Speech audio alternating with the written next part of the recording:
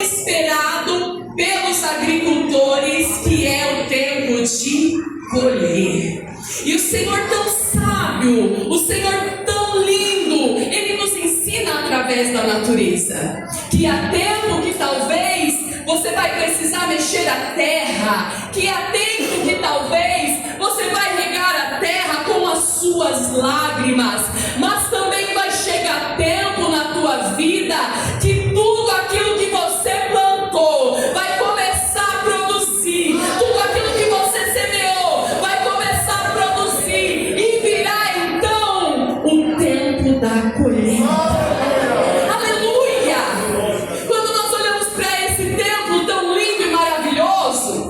Eu tenho certeza que alguns irmãos aqui vão se lembrar de que não foi sempre assim.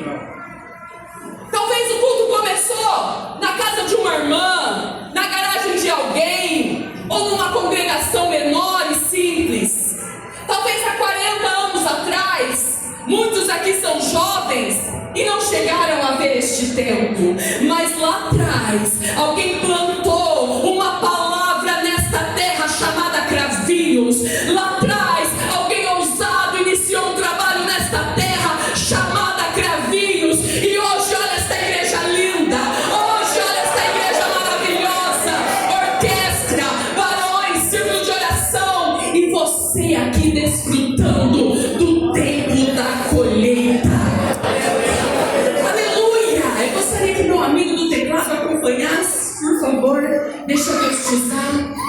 Isso é muito lindo, isso é maravilhoso. E quando nós olhamos para o texto, nós encontramos situações ali aonde Jesus está falando sobre um tempo novo, sobre um tempo de mudança. Eu convido vocês, e eu gostaria que o amigo lá da mídia também me ajudasse, que eu gosto de citar alguns versículos. Abra para mim, por favor, Atos capítulo 1, versículo 8. Hoje está difícil aqui, irmãos. Pastor Nelson é meu professor de teologia. Meu professor Ézer pregou na sexta? Na sexta-feira. Pastor Júlio pregou ontem, olha eu aqui. Improvável. Mas quem prega aqui não é a irmã Carla. Quem fala aqui é o Espírito Santo de Deus. E eu sei, e você também sabe, que Ele tem uma palavra para o seu coração nesta noite. Aquilo que você precisa, que você veio dizendo da tua casa: Senhor, eu não consegui participar na sexta, não consegui participar no sábado, mas hoje eu vou estar lá. Fala comigo, Senhor. Ele vai falar com você. Atos capítulo 1, versículo 8, talvez um versículo muito conhecido pelos nossos missionários, a grande comissão, irmão Sebastião. Olha aqui o que Jesus recomenda aos discípulos: mas recebereis o poder do Espírito Santo, que há de vir sobre vós, e servireis testemunha tanto em Jerusalém como em toda a Judéia e toda a igreja repete comigo: tanto em Jerusalém como em toda a Judéia e Samaria, e até os confins da terra. Cravinhos, Ribeirão Preto se encaixa nesses confins da terra. Nós nos encaixamos aqui, aonde a palavra um dia chegou até mim e chegou até você. Aleluia! Mas a palavra que eu quero destacar, e eu gostaria que você também repetisse comigo, é o nome de uma cidade chamada Samaria. E eu gosto dessa didática de pedir para vocês ajudarem. Eu ministro muito para crianças. Alguns me conhecem como tia Carla, mas o Senhor tem me trazido também a outros lugares. Não pode me chamar de tia, de irmã. Eu estou aqui para ministrar tanto aos pequenos quanto aos grandes. E essa didática de repetir, ela fixa melhor na sua mente. Então eu gostaria que você repetisse: cidade de Samaria.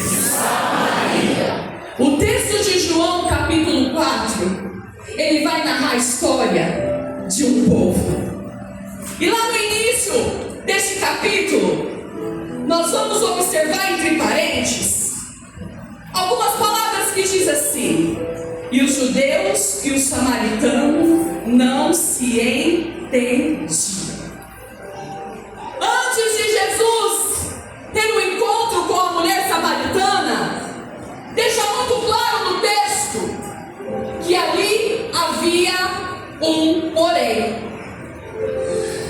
Estudando a palavra e pedindo ao Senhor o direcionamento, Senhor, Samaria, tão estimada por ti, ao ponto de deixar uma recomendação aos seus discípulos: prega em Jerusalém, prega na Judeia, mas é para pregar também na Samaria. Não se esqueça do samaritano, eles também precisam da minha palavra de transformação. E eu quis entender aonde tudo isso começou, para contextualizar, e nós entendemos desta noite que muitas histórias de divisão, ela não começa às vezes no seu tempo, mas ela começou lá atrás, e você vai carregando um histórico familiar que já era para você ter mudado, já era para você ter quebrado, mas você aprendeu lá atrás que a sua família não se relaciona com essa família, que o teu povo não se relaciona com este povo. Mas hoje Deus me traz aqui, na autoridade do Espírito Santo: se houver divisão, vai cair por terra. Se houver separação, vai cair por terra. E a história bíblica vai nos dizer que essa história começou através de uma divisão. Vocês todos vão se lembrar que após a morte de Salomão, os filhos começaram a ter comportamentos diferentes. E aquilo que nós conhecíamos como 12 tribos de Israel, agora não é mais tão unidas, agora não estão mais juntos, agora houve uma divisão. 12 tribos se dividem agora, 10 para o norte de Israel e 2 para o sul de Israel. E nessa divisão começa a surgir dentro dos textos bíblicos a história de Samaria. Samaria que não começou a ser contada em um contexto de festa. Samaria que não começou a ser mencionada nos textos sagrados, lá no livro de Reis, em um contexto de unidade, mas num contexto onde havia divisão. Agora, com o povo separado, além de dividirem o território, eles começaram a dividir a adoração. Os que estavam no norte não queriam mais descer para Jerusalém para adorar. Os que estavam aqui não queriam mais ir no templo de Jerusalém para adorar. Agora nós precisamos ter um templo para nós, e nós vamos construir este templo no Monte Gerizim. Vocês se lembram da interrogação da mulher samaritana? Qual foi a pergunta que ela fez para Jesus?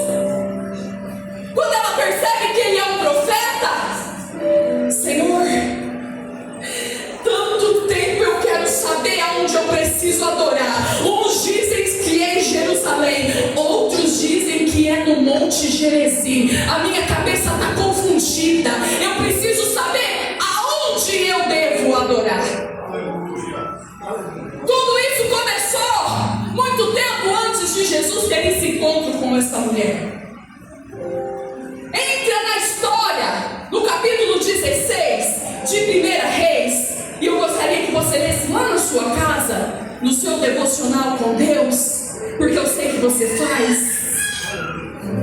A história de um rei muito cruel na história do povo de Deus, chamado Acabe.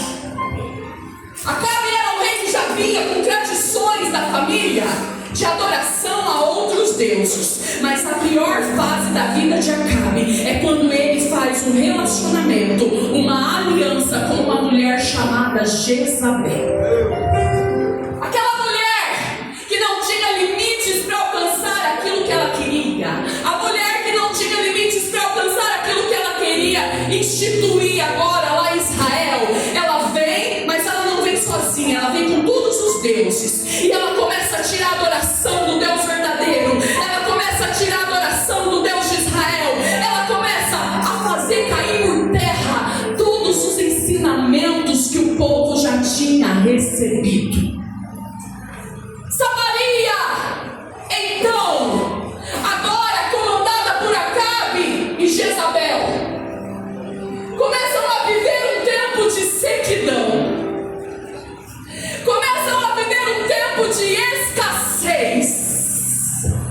Porque toda vez que eu começo a dividir questões e tomar partido com próprios interesses, a obra de Deus não cresce, o trabalho não cresce, os relacionamentos eles ficam definhando, porque é onde a divisão não opera a vontade de Deus. Acabe e Jezabel, reino dividido, povo se esquecendo para qual foram chamados, para que eles foram libertados lá do Egito. Já não estavam mais preocupados em adorar. A preocupação agora é receber algo do Deus fulano, do Deus ciclano, do Deus Baal, o Deus da fertilidade. Porque esse Deus, ele é tão poderoso que se ele disser que a terra vai produzir, ela vai produzir. Se ele disser que a terra não vai produzir, ela não vai produzir. Mas quem comanda a natureza é o Senhor. Quem comanda tudo é Ele. Quem criou todas as coisas foi Ele. Quem dá a última palavra lá na tua casa é Ele. Porque todo o poder pertence a Ele. Entendam comigo, igreja. João capítulo 4 se refere a uma cidade chamada Samaria. 1 Reis capítulo 16 nós começamos a entender aonde a história de Samaria começou. E agora começa a perceber que os judeus e os samaritanos não se entendiam por causa da divisão. Eles não se entendiam por causa da divisão que começou aproximadamente 1000 anos antes de Jesus nascer. Mas Jesus, ele é tão lindo. Eu quero pegar essa história e eu quero dividir ela em duas fases para você entender melhor. Mas antes de eu falar dessas duas fases, eu quero que você pense num vaso de planta. As mulheres vão entender muito bem o que eu digo. Todas as vezes que você ganha uma planta, se você não cuida, ela morre. Todas as vezes que vocês, irmãos que gostam de plantação, plantou pé de limão, de jabuticaba, de qualquer fruta, se não cuidar, ele não dá fruta. Assim é a nossa vida espiritual. Assim é aquilo que você recebeu do Senhor quando você deu um passo para Ele. Se você não cuidar, tem um passarinho maligno que está tentando roubar a semente, que está tentando roubar o seu conhecimento de Deus, que está tentando afastar você dos preceitos divinos. Mas para viver um tempo de colheita, nós temos que voltar e ver aquilo que nós deixamos de cuidar na nossa vida. A sua vida espiritual é como uma planta. Se faltar, Ivan, semeadura, cuidados na terra, vida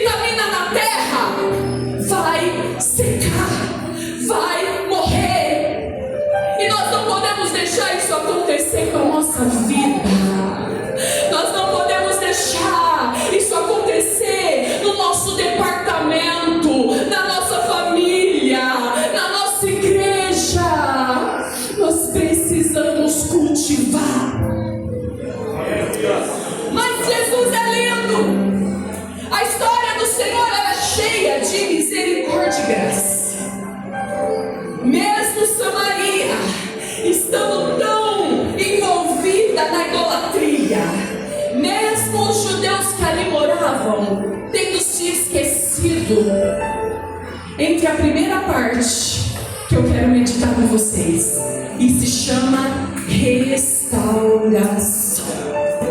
Diga comigo, restauração. Samaria é a cidade, e agora nós vamos começar a falar de restauração. Lá no Evangelho de João, no capítulo 4, no comecinho, o autor vai nos dizer que era necessário Jesus passar por... Que era necessário Jesus passar por...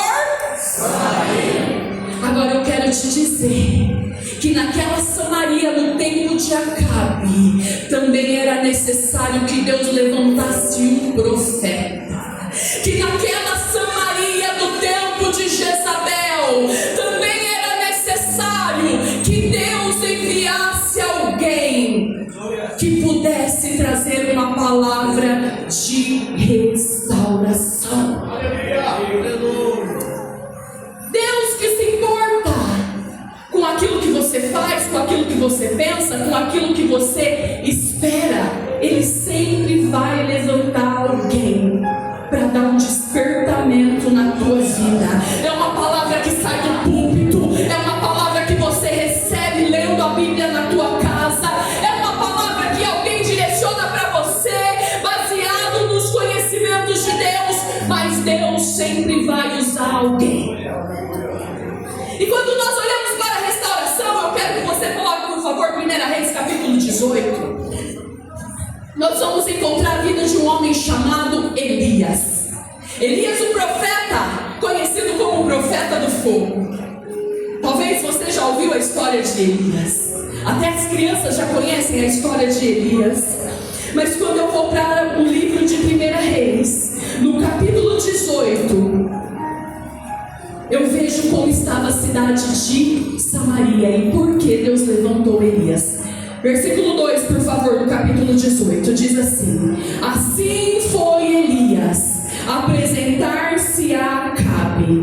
Ora, a fome era extrema em Samaria. Sem perca de tempo, vamos também para o versículo de número 21 do mesmo capítulo, que vai nos dizer assim: agora Elias não está mais falando com Acabe, agora ele vai falar com o povo. Elias se chegou a todo o povo e disse: até quando vacilareis entre dois pensamentos? Até quando vacilarei entre dois pensamentos? Se o Senhor é Deus, segue-o, mas se Baal, segue-o. Mas o povo não respondeu nada. Deus levanta um homem chamado Elias e diz a Elias: vai e diz a Acabe: não vai chover, a não ser que você diga. Até que você use a tua palavra, a terra não verá chuva. E o Senhor diz: Elias, vai, agora é o tempo, encontra este Acabe e diz para ele: vamos propor, já que o povo não consegue se converter, já que o povo não consegue enxergar que esses deuses são tudo deuses fracos, que esses deuses são tudo deuses que não podem fazer nada na natureza, propõe um acordo. Chame todos eles para subir ao Monte Carmelo, e lá você vai propor um desafio. E eu gostaria que você se atentasse a esse detalhe. Antes de Elias dizer o que seria feito, ele chama o povo e diz: vocês precisam decidir a quem você quer servir. Você quer servir a Baal ou você quer servir ao Deus verdadeiro? Você não pode mais ficar cocheando entre dois pensamentos. Um dia você está na igreja, no outro você está lá no mundo distante. Um dia você quer participar do departamento, outro dia alguma coisa te entristeceu e você já quer fugir da responsabilidade. Um dia você quer tocar, no outro você quer entregar o seu instrumento. Mas o Senhor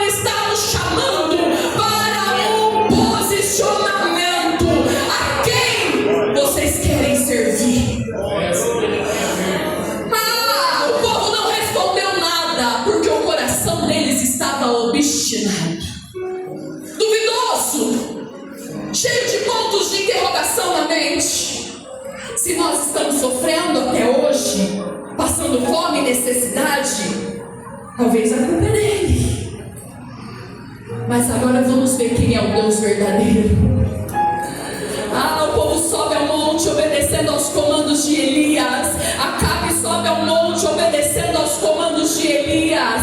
E lá eles pegam 2 bezerros, pegam para a oferta de holocausto. Elias pede ao povo que adorava Baal: monte aqui o altar de adoração ao deuses de vocês.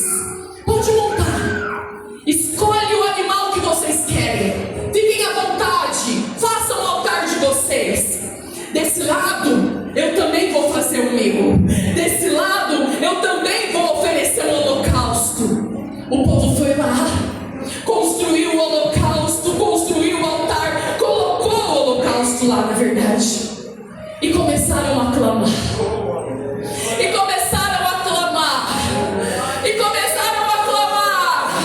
E começaram. E o tempo foi passando. De repente já era meio-dia e nada. De repente eles começaram a se cortar. Começaram a se revoltar. Começaram a chorar. Começaram a pedir. Chegou o fim da tarde, nada. Elias disse: chama mais forte. Talvez ele esteja dormindo. Grita mais alto. Talvez ele não esteja te ouvindo. Chama mais forte. Mas quando nós adoramos aquele que não pode nada, quando nós adoramos a força do nosso braço, quando nós adoramos o nosso intelecto, o nosso diploma, o nosso conhecimento, a nossa patente, a nossa classe social, nós não podemos nada, porque a nossa força vem do Senhor. Aleluia! O povo não conseguiu fazer com que Baal consumisse o holocausto. Mas Elias está aqui. Antes de levantar o altar, antes de levantar ali o local para o sacrifício, ele sobe e sabe o que ele faz? Ele repara todo o altar que estava fora do lugar. Ele repara tudo aquilo que estava bagunçado, tudo aquilo que não estava andando corretamente. Ele começa a perceber que não adiantava oferecer holocausto se o altar não tivesse consertado.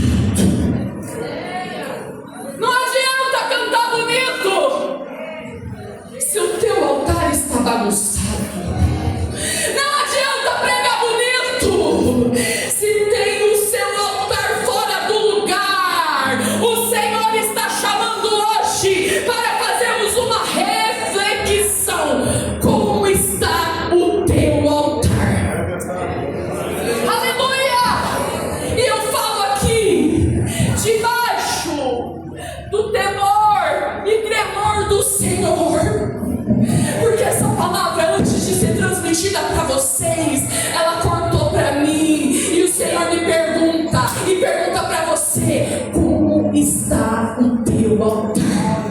Quando você pega no seu instrumento, quando você pega no microfone, quando você pega a sua Bíblia para pregar, quando você pega a sua harpa para cantar, como está o teu altar? Aleluia! Não vai ter recebimento no céu de adoração com o altar quebrado. Pode até ter uniforme, pode até ter cabelo arrumadinho, sapato novo, bolsa nova, Bíblia bonita, mas se o altar tiver quebrado, o fogo não vai vir, ele não vai descer. Mas Elias repara o altar, irmã Fátima, e quando ele faz esse reparo, ele começa, sabe o quê? A pegar as pedras. A pegar as pedras, pastor. E eu vejo que aquelas pedras que estavam ali, elas simbolizam a as tribos que estavam divididas. Porque ele pega 12 pedras, exatamente o número das tribos. Mas lembra que eu disse que as tribos tinham ficado separadas? Lembra que eu disse que as tribos do norte ficaram para cima e a do sul para baixo? Para o Senhor não. Para o Senhor não. Para o Senhor é aquilo que Ele instituiu lá em Jacó. É 12 tribos e vai ser assim até o fim. Para mim não. Você pode dividir, você pode separar, mas para mim não. Aleluia! Não, pega 12 pedras, cada uma simbolizando uma tribo. Coloca Elias tudo ajuntado, separado, bonitinho. Coloca lenha, coloca o holocausto. E agora Elias, para não confundir a mente deles, achar que tinha algum tipo ali de problemas e achar que poderia ser algum tipo de invenção do homem, Elias ainda faz uma valeta em volta do altar. E sabe o que ele faz? A Bíblia diz que ele joga cântaros de água, aproximadamente 150 litros de água sobre a terra. E quando Elias faz agora, primeiro ele falou com Acabe, depois ele falou com o povo, e agora ele vai falar com Deus. Coloca para mim, jovem. Quando ele fala com Deus, o versículo de número 36. Altar reparado, holocausto pronto, convoquei o povo, falei com Acabe. Só que se eu não falar com Deus não vai adiantar nada.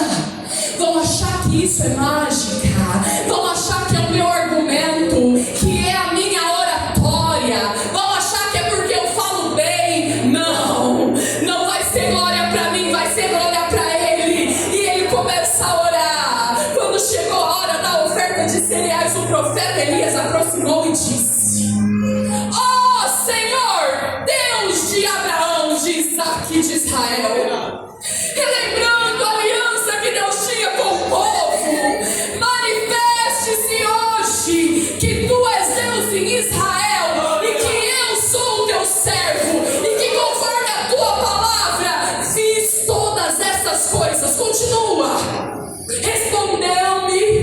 Responde-me, Senhor, responde-me, para que este povo conheça que Tu és o Senhor Deus e que Tu fizeste voltar o seu coração.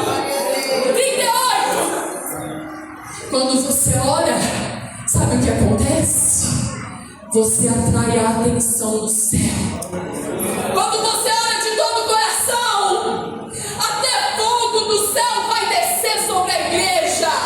Elias orou, e olha agora. Então caiu fogo do Senhor e consumiu o holocausto.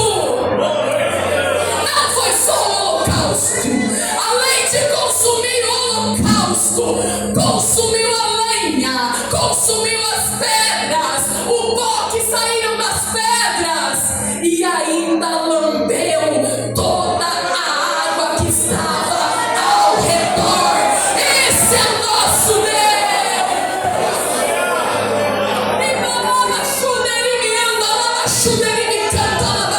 Um Deus que vai descer fogo do céu. O que Ele não pode fazer por você? Um Deus que faz descer fogo do céu. O que Ele não pode fazer na tua casa, na tua família, na tua história, na tua saúde. Esse é o nosso Deus. Esse é o Deus Todo-Poderoso que já foi cantado aqui. Aleluia! E hoje Ele quer restaurar o altar da tua vida. Hoje Ele quer restaurar o altar da tua casa. A intenção do Senhor nunca é nos despedir de mãos vazias. A intenção de Deus, igreja, nunca é te deixar fora da colheita. O Senhor quer que você viva a colheita. Por isso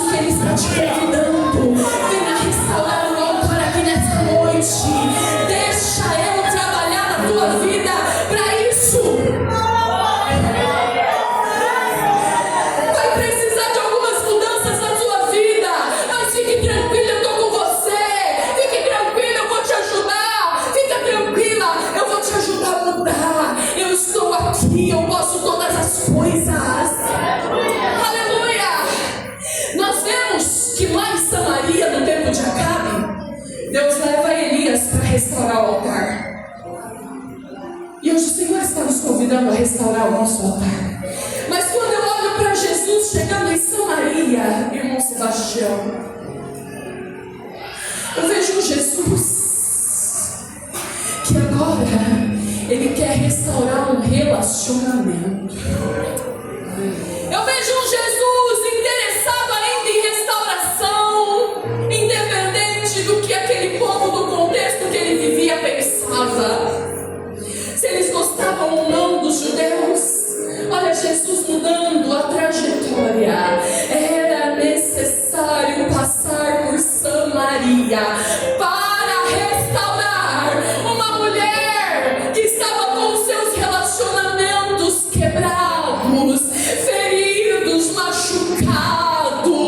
Olha, Jesus interessado mais uma vez em restauração, em mudança de história, para que as pessoas possam viver a colheita.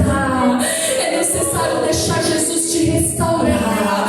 É necessário deixar Jesus entrar na tua alma hoje. É necessário deixar Jesus mandar fogo para consumir aquilo que está faltando. É necessário deixar Jesus ouvir da tua boca quais são as tuas dificuldades.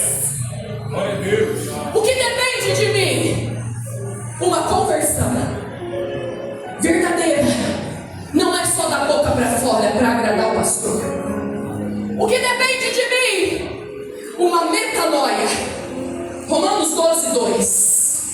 Não vos conformeis com este mundo, mas transformai-vos pela renovação da vossa mente, para que experimenteis a boa, agradável e perfeita vontade de Deus. Deixa Jesus mudar sua mente para você subir de nível. Deixa Jesus mudar sua mente para você ter mais intimidade com Ele. Deixa Jesus mudar os seus comportamentos para você aprender a perdoar, para você aprender a amar. Deixa Jesus fazer uma transformação na tua vida. Deixa essa história lá no passado. Deixa esse sentimento que te atrapalha lá no teu passado. Essa vida não te pertence mais. Hoje Jesus está te convidando a desfrutar de uma restauração por completo, por completo, por completo. Aleluia! Quando Elias termina, ele vai orar mais um pouquinho, porque a terra ainda está escassa. O povo reconhece que há um só Deus, e é o Senhor. Ele manda matar os profetas de Baal, que não eram poucos. 450 só de Baal e mais 450 só de postíbulos. Pensa como que o nosso Deus é grande. Ninguém se coloca entre você e Ele. Ninguém que te afronta vai sair do mesmo jeito. Ninguém que afronta Ele vai ter vida longa, porque o nome dele é exaltado sempre. Agora nós vemos Elias orando, sabe para quê? Para que uma terra que já não via chuva há 3 anos, agora começasse a ver chuva. Para ter colheita tem que ter chuva. Para ter colheita tem que ter água inundando lá o teu celeiro. Para ter colheita tem que ter água transbordando no teu interior. Para ter colheita tem que ter uma fonte jorrando da tua boca. Tem que ter uma fonte jorrando, e não é uma fonte de águas amargas. É uma fonte de águas que jorra para a vida eterna. É uma fonte de água que tem o poder de transformar até aquela pessoa que você senta do lado no ônibus. Que tipo de água que está saindo do teu interior? Que tipo de água que está saindo da tua boca? Hoje o Senhor vai te convidar a tomar dessa água. Vai cair chuva do céu na tua casa. Vai cair chuva na tua família. Vai cair chuva lá no teu trabalho. Vai cair chuva lá na tua empresa.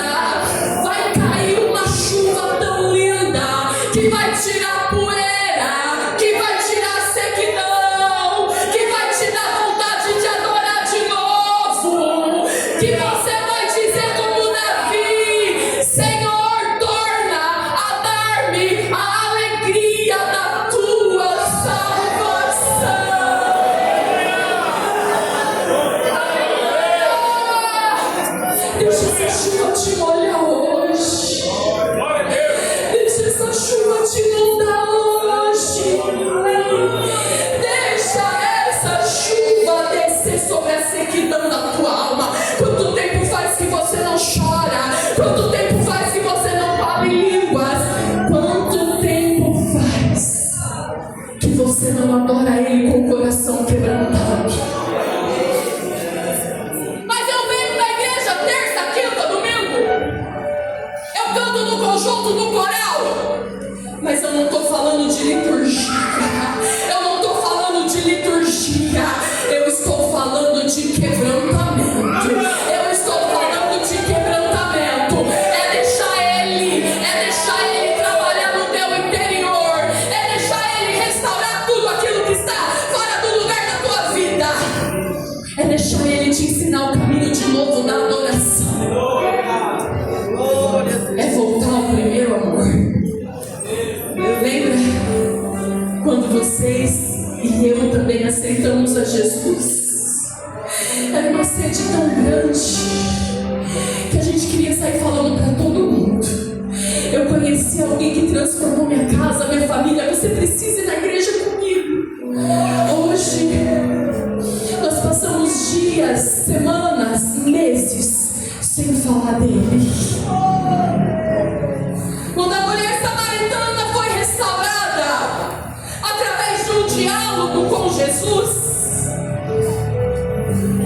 ela diz assim: Senhor, aonde nós devemos te adorar? E Jesus responde para ela que os olhos do Pai procuram os verdadeiros adoradores, que o adorem em espírito e em verdade, que a hora é agora. E Ele está aqui, ó, procurando quem está adorando a Ele de coração. Ela recebe aquela palavra e ela se sente tão transformada, pastor Nelson, que aquilo que ela foi fazer ela já nem lembra mais. Aquilo que ela foi fazer, que era buscar água no poço do cântaro, esquece, isso é passado. O cântaro vai ficar aí, a vida antiga vai ficar aí, as coisas velhas já passaram, eis que tudo se fez novo. Agora eu quero falar é dele, agora eu quero falar é dele. E eu vou dizer que eu encontrei um profeta, que eu encontrei um que pode mudar a história dos samaritanos. Aleluia! É dele que você tem que falar, é dele que você tem que anunciar. É o nome dele, é o nome dele, é ele que você precisa proclamar. Aleluia! Gente que recebe transformação, restauração, a gente vê, é nítido. As palavras mudam, o comportamento muda, a disciplina muda, a submissão muda. Que tipo de altar você precisa restaurar? Primeiro você tem que olhar para a sua vida, que a sua vida é um altar. Faça uma reflexão você mesmo. O que tem entrado sobre o teu altar? Por onde seus olhos têm passado? Por onde a sua mente tem vagado? Apocalipse 2:20 vai dizer que o espírito de Jezabel, aquele mesmo que estava no tempo de Acabe, ele continua reinando sobre as mentes. O espírito de Jezabel continua confundindo as mentes. O espírito de Jezabel continua trazendo divisão no meio do povo. O espírito de Jezabel continua levando pessoas a se afastar da verdade de Deus. Mas hoje o convite é: deixa eu restaurar o altar da sua vida, mas também deixa eu restaurar o altar do seu matrimônio. Deixa eu santificar o teu leito.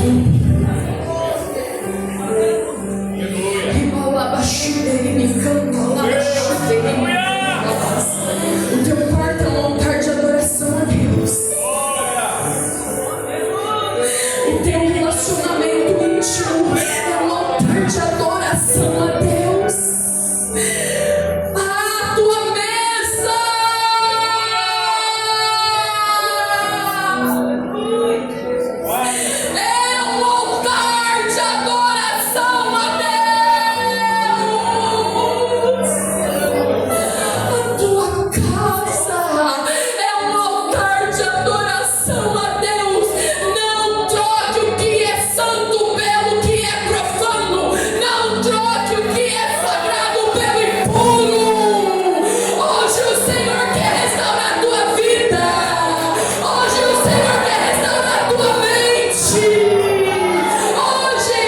Senhor quer te transformar. Glória a Deus. Só vai ter colheita se houver restauração. Só vai ter colheita se houver mudança. Para viver o tempo da colheita genuinamente. A decisão é minha. A decisão é sua. E hoje o Senhor vai te convidar. Quem quer tomar dessa água? Quem quer tomar dessa água? Quem quer receber a chuva? Quem quer receber a água que vem dele? A água que vem dele. Comece a olhar para dentro de você agora. Eu quero que a Bruna venha mais próxima de mim aqui, por favor. Quando a gente olha agora para o tema que vocês escolheram, João capítulo 5, versículo 35. Jesus vai dizer assim para os discípulos, irmãos: erguei os vossos olhos. Jesus vai dizer para Cravinhos hoje: ergue os seus olhos. Ergue os seus olhos para mim. Eu já preparei a colheita para você. Os campos já estão brancos. Vai falar do meu amor. Alguém plantou no coração da mulher samaritana um desejo de adorar, mas ela estava com uma vida tão conturbada que ela não conseguia identificar onde era. O dia que ela recebeu Jesus, Jesus disse assim: vós não entendeis. Não fomos nós que plantamos, mas nós estamos colhendo. Tem coisa que não é você que vai plantar, mas você vai colher. Tem almas que o Senhor vai colocar no teu caminho que estão precisando apenas de uma mão amiga para se levantar. A semente já está lá, o evangelho já foi pregado e agora você vai ser instrumento de Deus para levantar essa alma. Ergue, igreja, os vossos olhos. Não é para olhar para a terra, não é para olhar para o homem, não é para olhar para o ser humano. Ergue os olhos e vê. Ergue os olhos e vê. Só vai ver Campo Branco aquele que está com os olhos em Cristo. Só vai ver o Campo Branco aquele que está com os olhos no Senhor. Tira os olhos da terra e eleva os olhos agora. Sabe por quê? Aquele que leva a preciosa semente, andando e chorando, vai valer a pena suas lágrimas, irmã Marta. Vai valer a pena suas orações, irmã Fátima. Vai valer a pena, varões, as renúncias que vocês têm feito, porque aquele que leva a preciosa semente, andando e chorando, tem uma promessa de colheita para ele. Voltará sem dúvida, trazendo consigo os seus feixes. Salmo 126. A colheita está pronta. E o Senhor está te convidando a tomar uma água diferente hoje. E eu gostaria